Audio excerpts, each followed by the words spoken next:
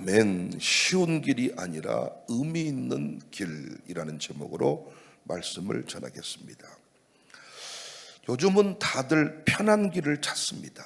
좀 더 쉬운 길, 좀 더 빠른 해답, 덜 고통스러운 해결책을 찾습니다. 인생을 향한 슬로건도 바뀌었습니다. 의미 있는 삶을 살자에서 별일 없이 살자, 묵직한 존재가 되자에서 눈치 빠르게 살자. 하지만 쉬운 선택은 우리 인생을 성장시키지 못합니다. 오히려 그것은 삶을 서서히 부식시키는 미세한 독소와도 같습니다.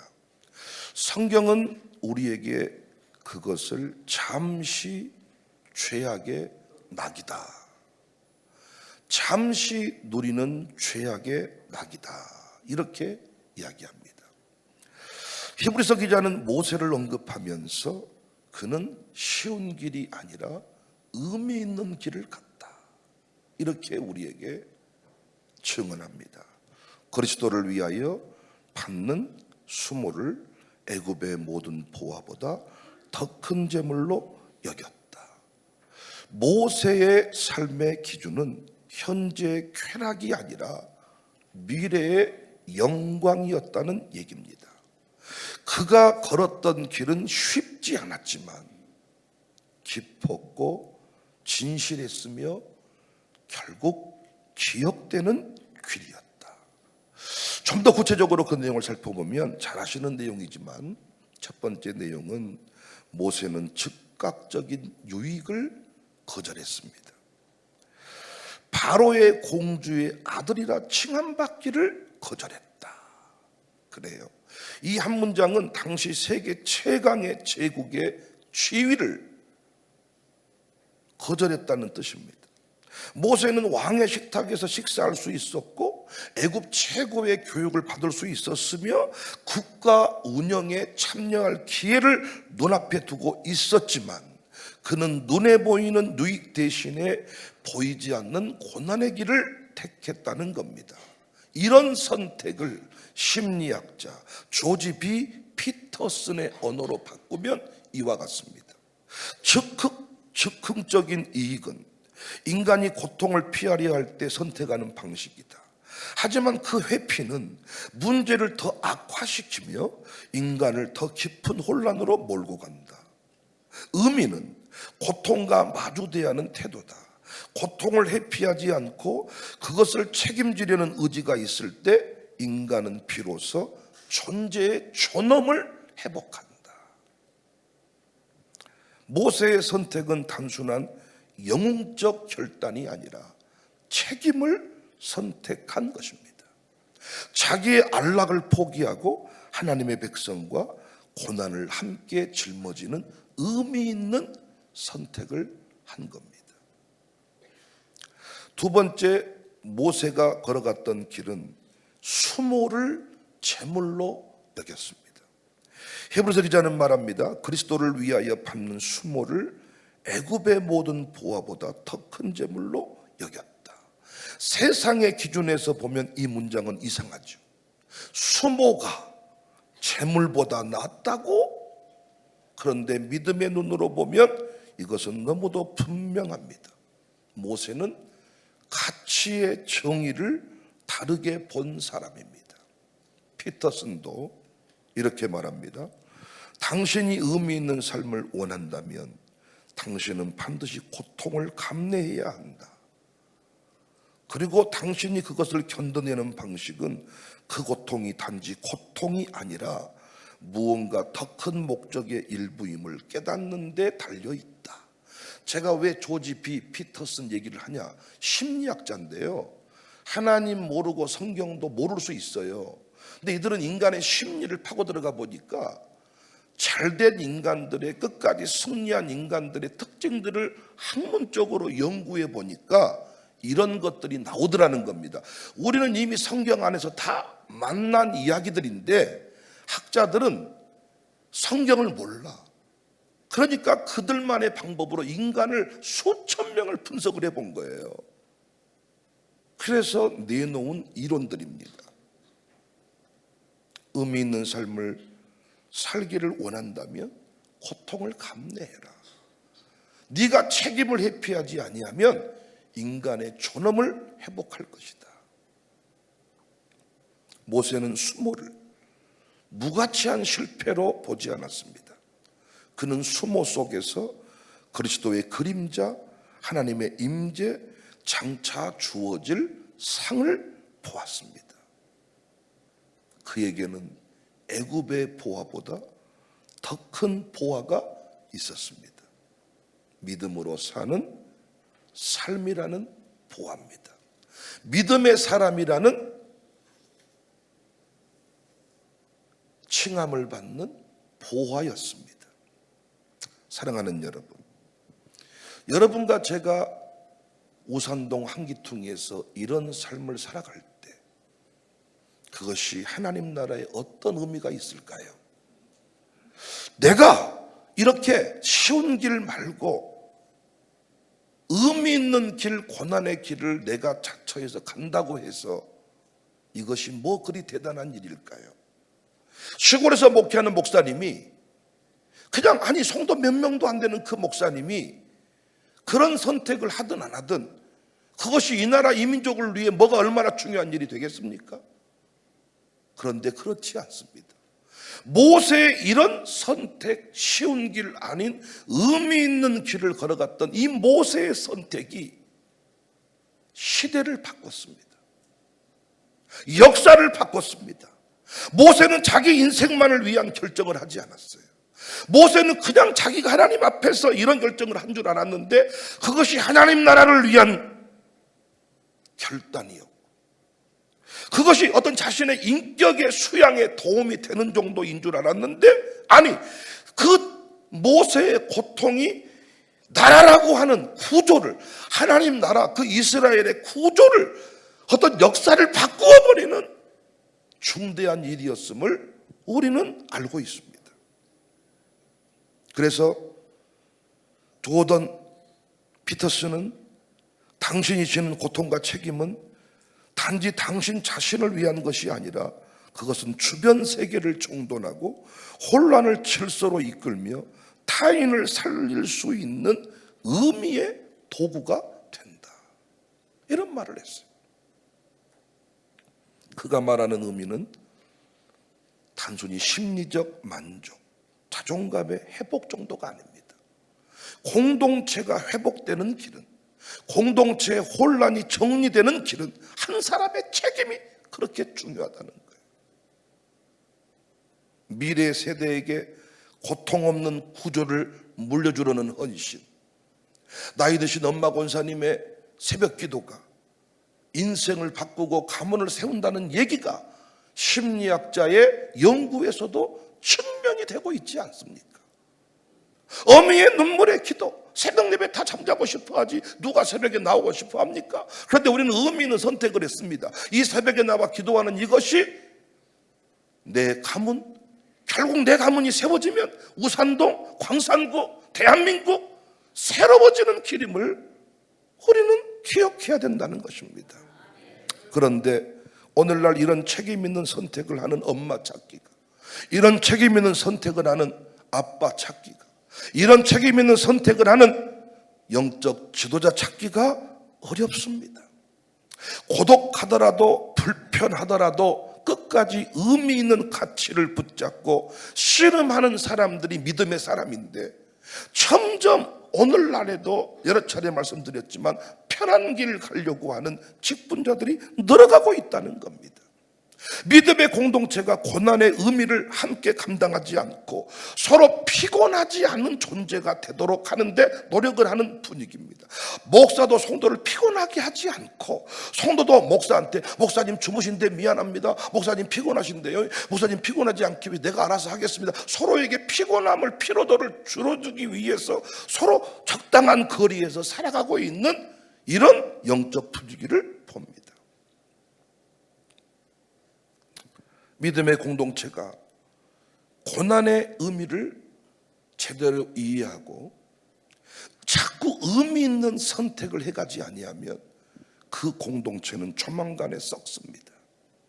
그리고 그곳에서 우리 아들, 딸들은 어떤 소망도 가질 수가 없습니다. 여기 있는 백 목사가 자꾸 쉬운 길 걸어가기 시작하면 제 두 아들은 타락합니다. 여러분 자녀가 이나마 타락하지 않고 세워진 것은 여러분이 편한 길 걷지 않았고 하나님께 붙들려서 의미 있는 길, 십자가의 길, 책임지는 길, 고난의 길을 걸어갔기 때문입니다. 히브리서 기자는 말합니다. 히브리서 10장 24절 이하에 보면 서로를 격려하라. 사랑과 선행을 격려하되 더욱 그날이 가까움을 보고 모이기를 패하는 일이 없도록 해라. 이렇게 권면합니다.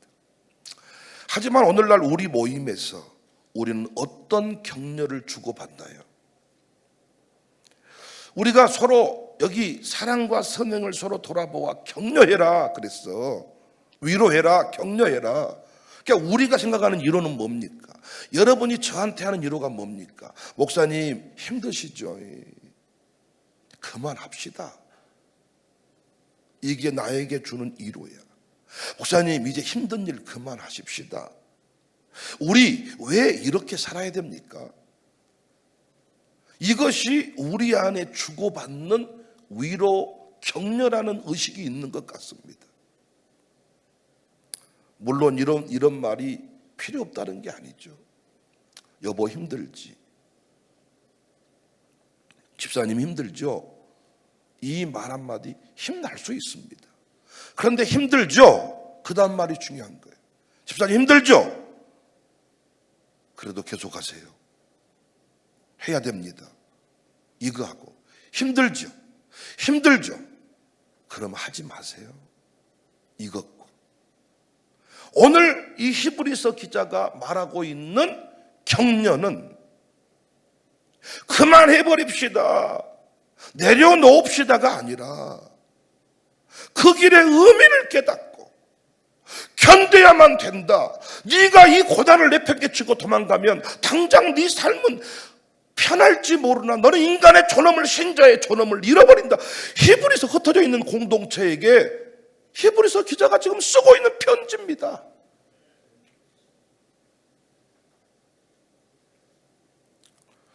진짜 격려는 목사가 성도를 진짜 사랑한다면 격려해야 되는데 그 격려는 뭐냐?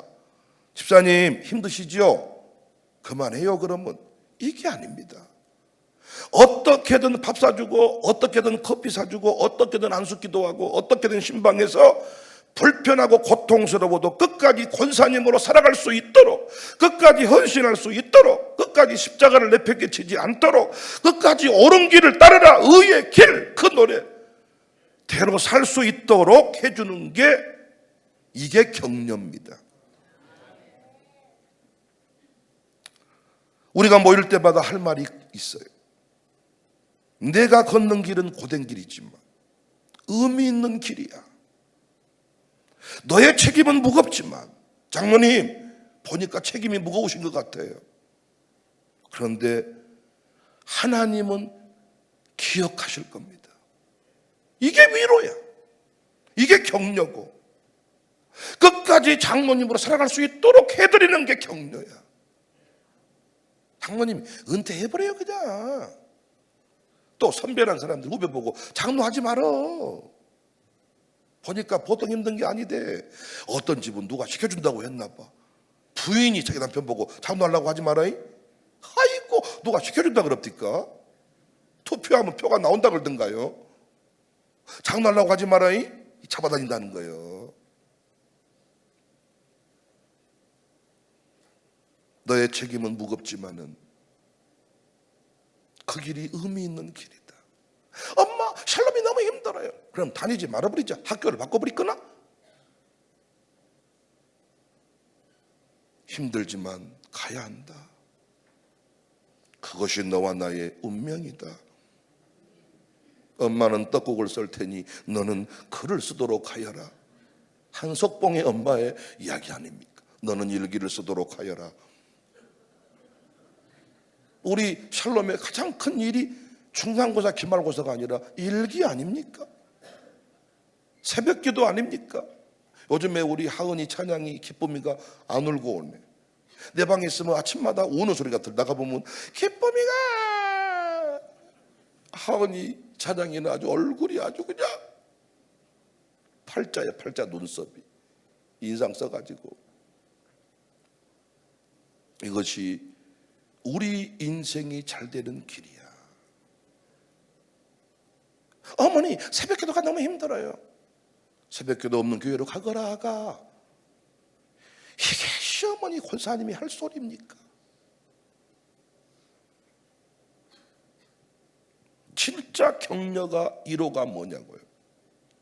끝까지 가게 해줘야 이 길의 시작의 의미를 알 수 있거든요.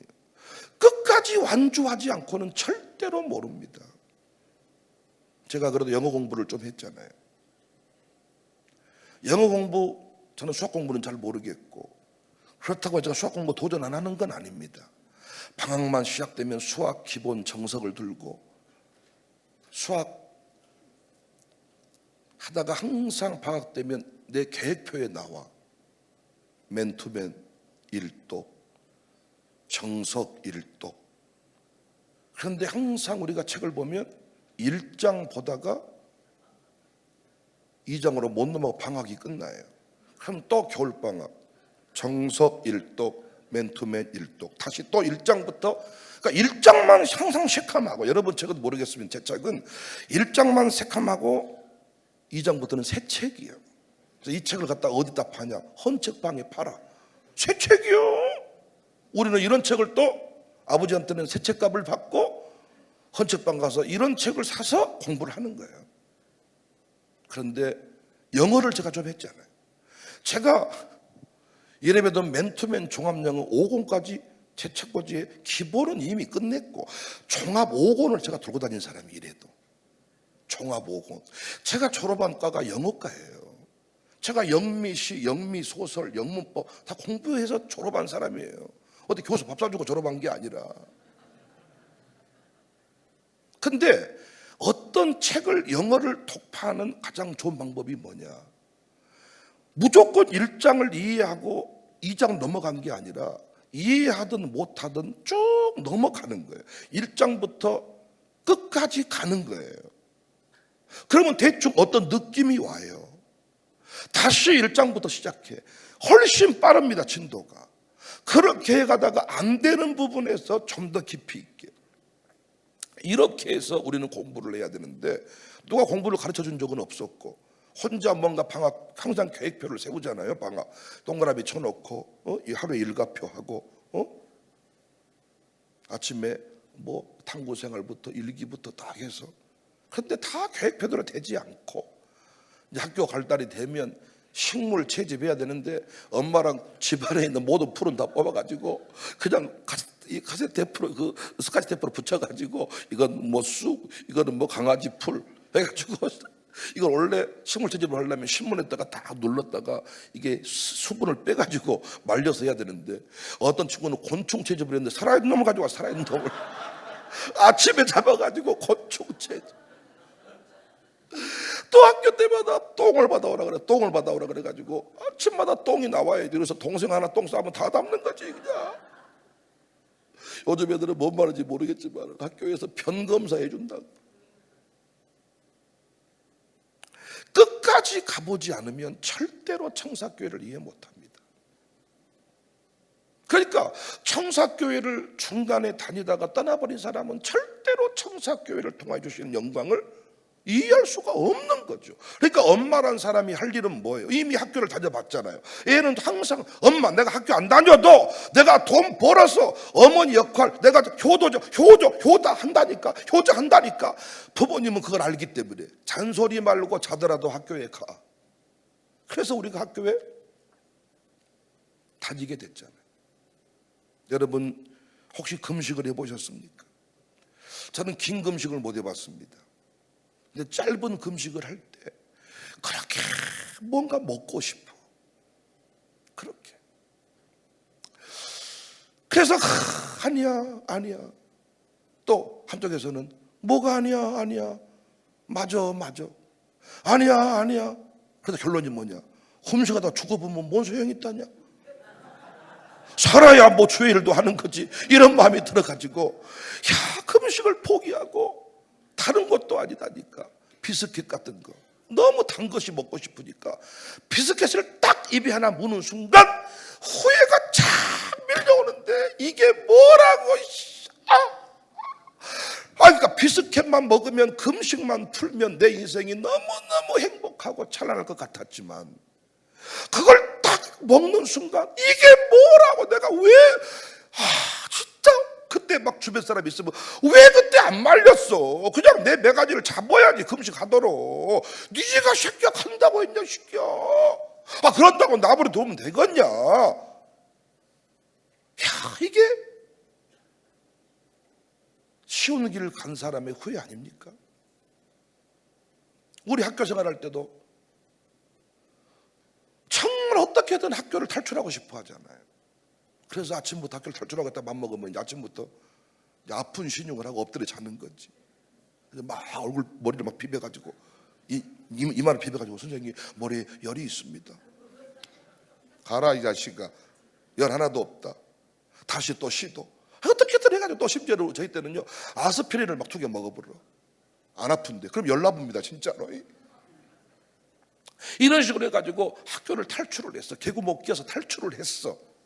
밖에 딱 나온 순간 아무도 날 반겨준 사람이 없고 놀 사람도 없고 갈 데도 없고 이 허망함을 차라리 학교가 재밌었다. 그런 경험 한 번도 없으신가요? 무단외출 같은 거 안 해보셨어요? 오늘은 집에 가야서 같다 해가지고 한번 나와본 적 없으시냐고. 진짜 여러분과 대화가 안 통해. 나는 이행우 장로님 오셔서 너무 좋네. 장반하고는 좀 대화가 통하지. 다들 모범적으로 사셔가지고 진짜 머리를 막 비벼가지고 간다니까. 그리고 엄청 무슨 선생님은 저 배가 아파가지고 그 애출증, 조퇴증. 또 여러 명 죽였잖아요. 할머니 죽이고 할아버지 죽이고. 할머니 더 죽일 사람이 없어가지고 우리 또 고모 할머니가 죽고 또 엄마한테 전화해달라고. 그래가지고 동생은 학교 가는데 이를테면 나만 집에 모처럼 학교를 안 가게 됐어. 그럼 하루 종일 집에 놀고 있으면 너무 좋을 것 같지만 하루 금방 가버립니다. 그리고 할 일도 없고 차라리 학교에 가서 노는 게 재밌었다.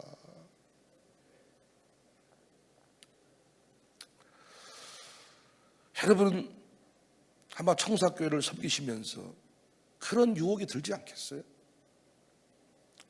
정말 청사교회만 교회인가? 이 새벽기도 안 한다고 사람을 이렇게 정죄하는 이 교회가 진짜 교회 맞는가? 정죄가 없는 교회로 가보자. 그럼 새벽기도 푹 잘 겁니다. 누가 나오라고도 안 할 텐데 이제 내 얼굴이 안 떠오르겠죠.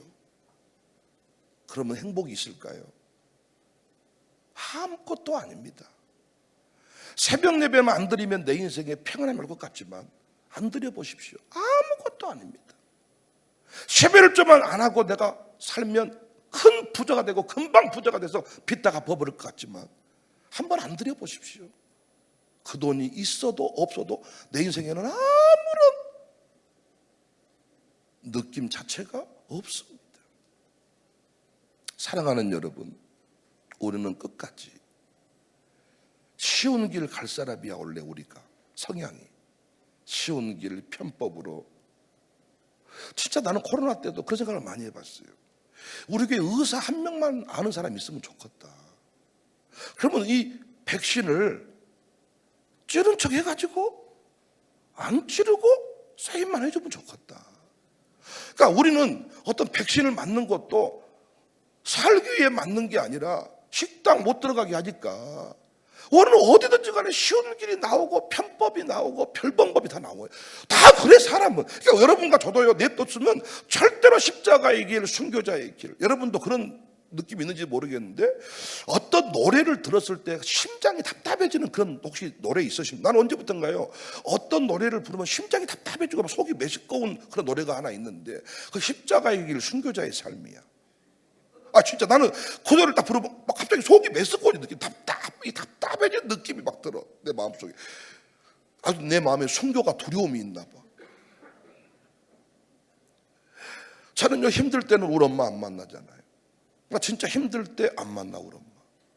왜? 우리 엄마를 만나면 항상 나보고 짠하다 그래. 우리 아들 짠해 줄 건데. 그럼 나는 딱 우리 엄마를 만나는 순간요, 유약한 애화들로 돌아가 버려. 내가 엄마 나도 하기 싫다. 다 내려놔볼까? 이야. 그러니까 힘들 때 진짜 그걸 내려놓아 버리면 내 인생이 평안할 것 같지만 아무것도 안 된단 말이에요.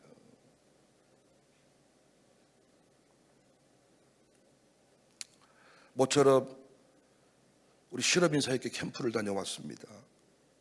그 모임 안에서 참 많은 위로를 얻었습니다.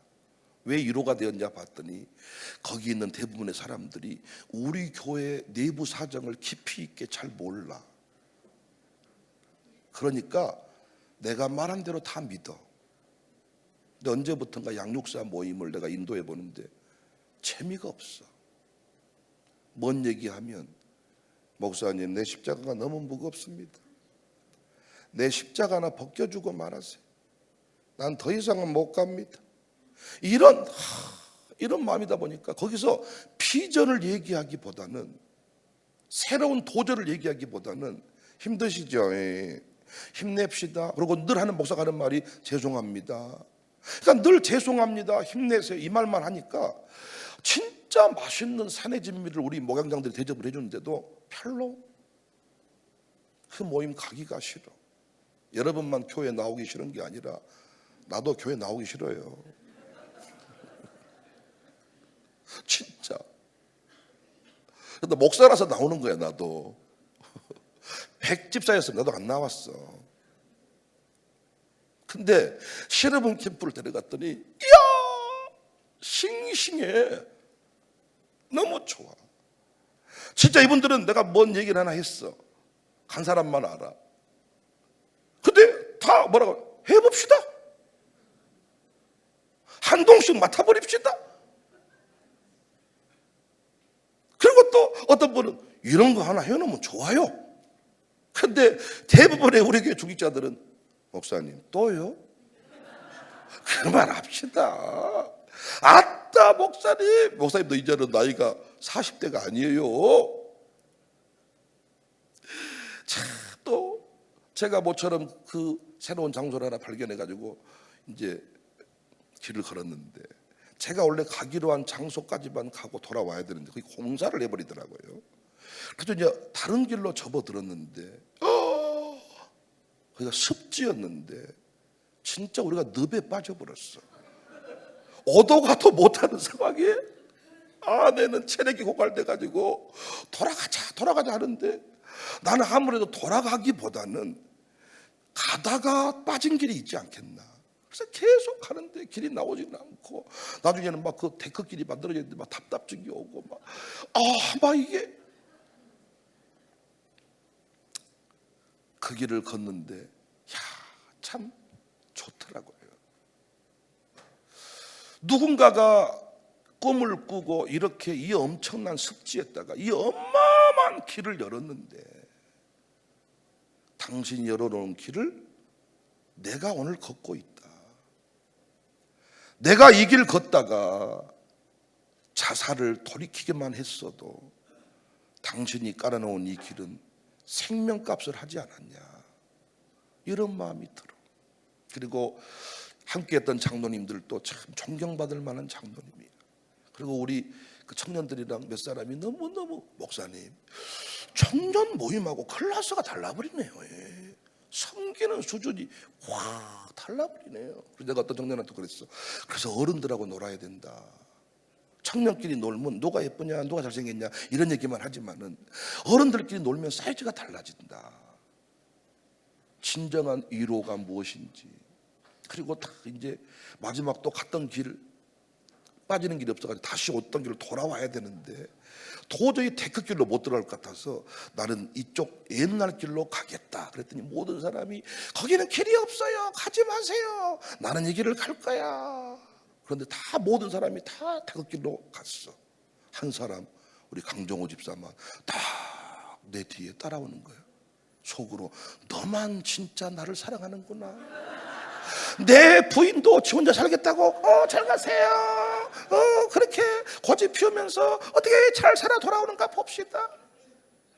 근데 갔더니 길이 없는 게 아니라 그 길이 좋은 길이었더라고요. 훨씬 쉽게 쫙 내려오니까 딱 째려보더니 길이 있었나 빵? 야, 진짜 강정호의 새로운 느낌. 그러니까 아무것도 아닌데 강정호 있잖아요. 답답해요. 뭔 말하는데 뭔 말하는지 모르고 혼자 뭐라고 막 말을 했었는데, 그런데 그 행동 하나가 와, 참 멋지다.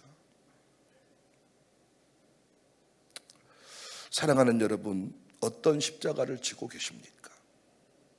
여러분은 어떤 선택의 기로에 놓여 있습니까? 모세는 왕자의 자리를 내려놓고 광야로 나갔습니다. 여러분 혹시 이런 선택을 해보셨나요? 이런 선택을 해야 될 지금 그런 길목에 놓여 계시나요? 책임을 회피하고 싶은 마음이 있으신가요?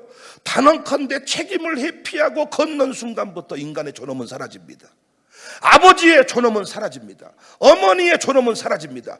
아버지, 엄마로서 존경받으려면 고난을 회피하지 않아야 됩니다. 책임을 회피하지 않아야 됩니다. 왜 아버지들이 나중에 자식들로부터 내팽개쳐집니까? 아버지가 아버지 노릇 책임은 하나도 감당 안 했으면서 나중에 내가 아버지인데 내가 너 아버지한테 이런 소리 하니까 자식들이 그 아버지를 전혀 마음으로 존경하지 못하는 겁니다. 안 그렇습니까? 제가 우리 교회 동독한 사람들한테 우리 교회 장로님이십니다, 우리 권사님이십니다 아무리 말을 해줘도 존경하며 따라줘야 되는데 존경을 안 해버리니까 제가 힘들잖아요. 왜냐하면 성도들이 존경을 해줘야 되는데 안 해버리니까. 왜 그럴까요? 책임을 회피했기 때문입니다. 사랑하는 여러분, 우리 끝까지 책임을 지고 십자가를 지고 우리가 이 길을 걸어갈 때 이 길이 우리 가정만 나만 잘 되는 것이 아니라, 아멘을 준비하세요, 이 대한민국을 잘 되게 하는 일임을 믿으시기 바랍니다. 광주를 살리는 일임을 믿으시기를 바랍니다. 한 사람이 나라를 바꿨잖아요. 히브리서에 보면 한 사람이 나라를 상대한다 그랬잖아요. 한 사람의 믿음이 중요하잖아요. 한 사람 장로님이 책임을 져서 항상 역사를 이루었지 1000명이 다 책임진 거 아니었잖아요. 우리 교회 건물 한 동 한 동 지을 때마다 건축위원장은 한 명이었잖아요. 우리가 어떤 일을 할 때마다 책임지는 사람은 한 명이었지 100명이 동시 책임지는 건 없었어요. 여러분, 순간순간 책임을 져야 돼. 십자가가 올 때 그 일을 감당하시라고요. 그거 세웠더니 샬롬 스쿨에서 어마어마한 인물이 세워지지 않습니까? 그 무게라는 게 참 큽니다. 건축위원장 무게가 커요. 참 큽니다. 그러나 그거 감당하고 나면 어마어마한 역사가 상급이 내게 주어지는 것입니다. 우리가 끝까지 붙들어야 될 것은, 기억해야 될 것은 모세의 위대한 족적입니다. 편한 길 아닙니다. 끝까지 장잡고 붙잡고. 여러분의 직분 내팽개치지 마세요. 어떤 직분 맡았나요? 사역장 맡으셨나요? 총무 맡으셨나요? 어떤 직분 맡으셨나요? 그 직분에 내 인생을 걸어보십시오. 힘들지만 견디십시오. 힘들지만 끝까지 그 힘 감당할 만한 힘 달라고 기도하십시오. 십자가 벗겨달라고 하지 말고 십자가 감당할 힘을 달라고 기도하십시오. 찬송하며 지게 해달라고 기도하십시오. 거기서 영광이 회복될 것입니다. 우리 교회의 영광은 여기에서 왔습니다. 저도 끝까지 책임 회피하지 않을 테니 여러분도 책임을 회피하지 말고 아버지의 영광, 어머니의 영광, 담임 목사의 영광, 부목사의 영광 지켜내시기를 주님의 이름으로 축복합니다.